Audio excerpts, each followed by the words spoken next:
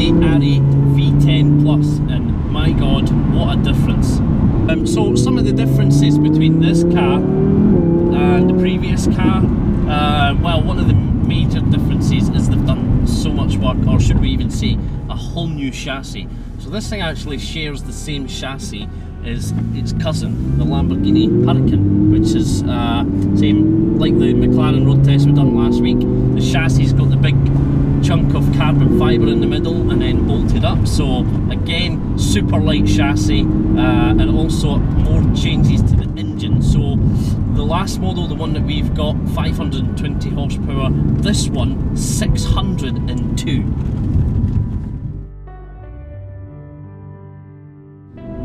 So my initial feelings about the R8, you think, is it going to be that much different or what? Absolutely different. It's been overhauled like you wouldn't believe, and to me it adds up to a totally different car.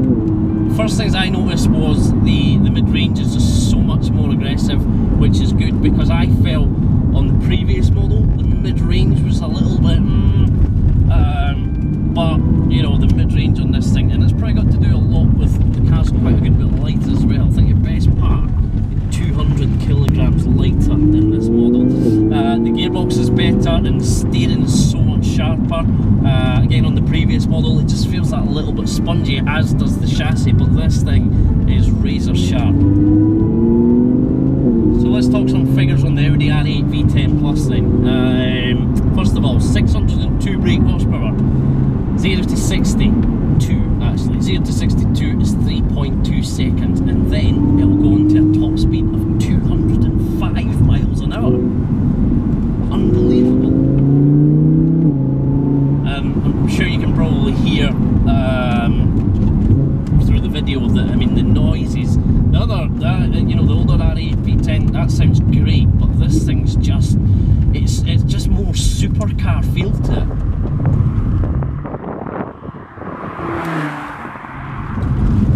Last week, you know, we done the road test on the McLaren 570S, which is realistically for me that's 6 out of 5 stars. It's so good.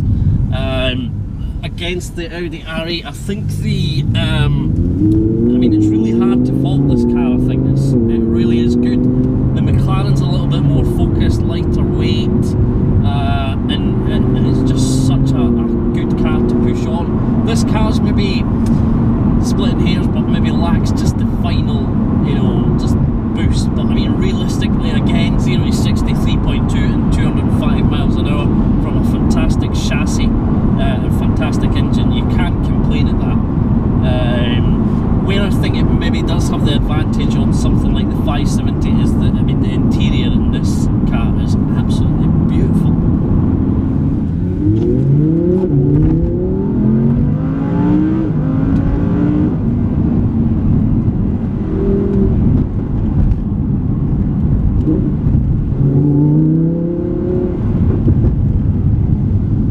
Going back to the handling on this car, I mean, to me it's a big improvement on the last generation R8.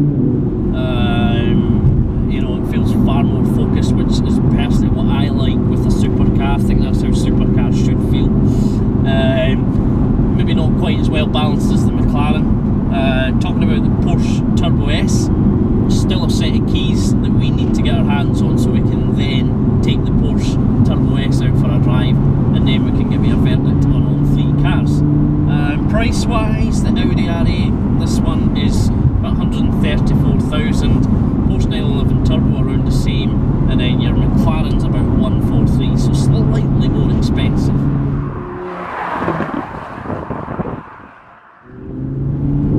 The engine in the R8 V10 now, Audi only use the 5.2 V10, which is the exact same engine as they use in, for example, the Gallardo and also the Huracan. So, I mean, it's a proper supercar engine.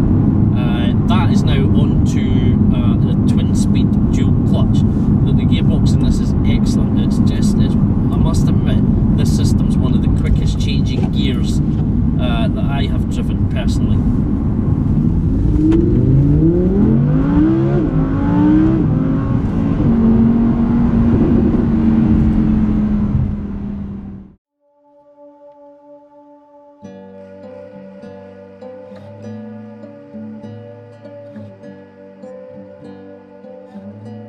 The R8 has been a pivotal car for Audi, a little like the GTR has been for Nissan. It's nice to see everyday manufacturers building a car to show off what they are capable of doing. Audi introduced the Le Mans concept in 2003. It made such an impact that 3 years down the line, in 2006, it began production in the form of the R8. Now, in 2016, the car has evolved into a serious player.